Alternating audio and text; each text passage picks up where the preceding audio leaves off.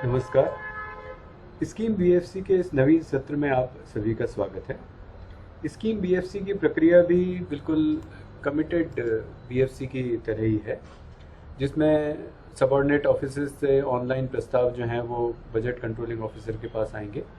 यहाँ से administrative department को, जो प्रशासनिक विभाग हैं, उनको फॉरवर्ड होंगे ऑनलाइन और फिर एक्सपेंडिचर डिवीज़न के अंदर जाएंगे। फॉर्म्स, बीएफसी फॉर्मेट्स, ये पूरी लिस्ट है जो कमिटेड बीएफसी के दौरान हमने देखी थी। कमिटेड बीएफसी के दौरान कुछ फॉर्म्स एप्लीकेबल नहीं थे, पर स्कीम बीएफसी के अंदर लगभग सारे फॉर्म्स एप्लीकेबल हैं। इस सत्र में हम स्कीम बीएफसी के लिए एचओडी के स्तर पर होने वाली प्रक्रिया व सिस्टम में किए गए जो नवीन प्रावधान हैं उनको हम विस्तार से देखेंगे। एक, जैसा हमने कमिटेड बीएफसी के दौरान देखा था कि जो भी रेलिवेंट प्रपत्र थे उनको ईडी को फॉरवर्ड करने का प्रोसेस है एंट्री करने के बाद। तो ये हमें इस स्कीम बीएफसी के अंदर भी करना है कि एचओडी को अपने जितने भी संबंधित प्रपत्र हैं उनको ईडी को फॉरवर्ड करना है। एक नया चेक जो सिस्टम के अंदर अब एप्लीकेबल होगा वो ये कि जो भी आपके आवश्यक प्रपत्र हैं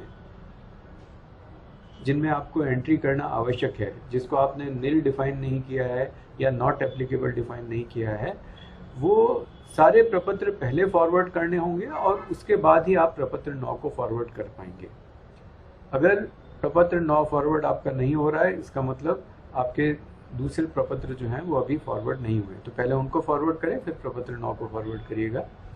इसी तरह से प्रपत्र 8 को फॉरवर्ड करने की प्रक्रिया, इसे प्रैक्टिकली भी डेमो के अंदर देखेंगे। हमें बीएफसी टाइप रेवेन्यू सेलेक्ट करके और फिर प्रपत्र 8 को जो है उसे फॉरवर्ड करना है। प्रपत्र 1 में जो चेंजेस किए गए हैं वो ये है कि जो वैकेंट पोस्ट की सूचना है अब उसको आप सिस्टम में एंट्री कर सकते हैं और अपडेट कर सकते हैं।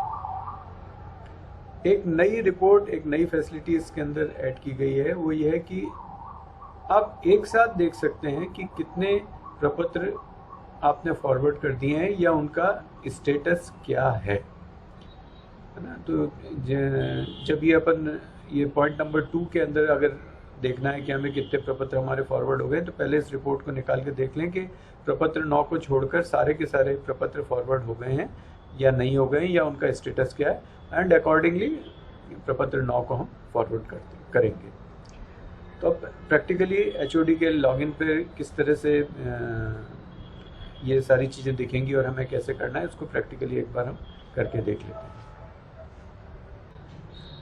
तो हमने एचओडी से लॉगिन किया है, ये स्क्रीन हमारे सामने आई है, इसको क्लिक किया, फॉर्मेट्स एंड रिपोर्ट्स, ये फॉर्मेट्स को किया है। ये सारे फॉर्मेट्स जो हमने देखे थे वो यहाँ डिस्प्ले हो जाएंगे। अभी यहाँ फॉर्मेट, फॉरवर्ड, एक्सेप्ट और रिजेक्ट पे आते हैं। तो अब हमें यहाँ से जब फॉरवर्ड करना है, एचओडी फॉरवर्ड करेंगे, तो ये यहाँ पे तीनों बीएफसी टाइप हमें दिख जाएगा कि रेवेन्यू की बीएफसी है या कमिटेड की है जिसमें स्कीम, और ये आएंगे, हमने यहाँ सेलेक्ट किया स्टेट फंड और देन कमिटेड, स्कीम ले लेते हैं यहाँ पे। ये सारे फॉर्मेट्स हमें यहाँ पे दिखाई दे जाएंगे। ये वो फॉर्मेट्स हैं जिनके अंदर एंट्री हो गई है और अब उनको फर्दर एडमिनिस्ट्रेटिव डिपार्टमेंट को फॉरवर्ड करना है। ये सारी लिस्ट यहाँ आ जाएगी, हम सेलेक्ट करने के बाद यहाँ से फॉरवर्ड कर सकते हैं।